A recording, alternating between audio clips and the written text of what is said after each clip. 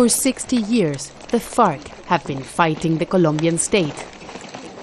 And for 6 months, they have been negotiating with the Colombian government a way out of the conflict.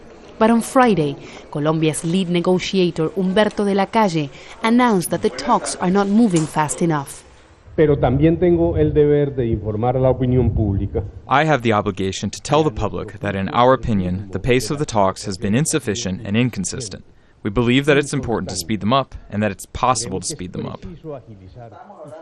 We met with the FARC leadership in Havana, where they reassured Al Jazeera that they're committed to peace.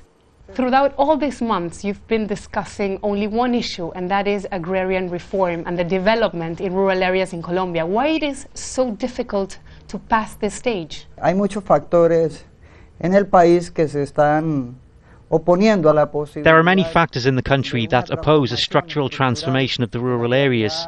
The government doesn't want to touch large landowners, and we say that that's one of the roots that have started this conflict. There is inequality among those who own the land. 3/4 of the country is owned by the elites.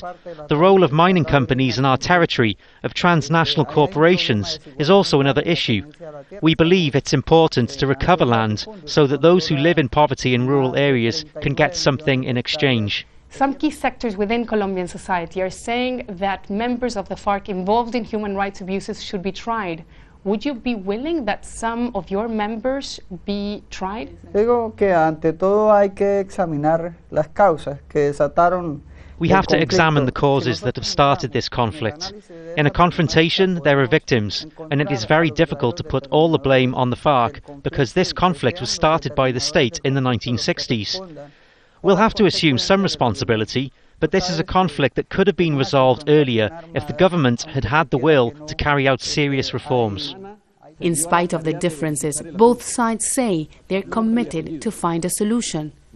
But as peace talks continue in Havana, in Colombia, the fight between the FARC and the government goes on. Teresa Bo, Al Jazeera, Havana.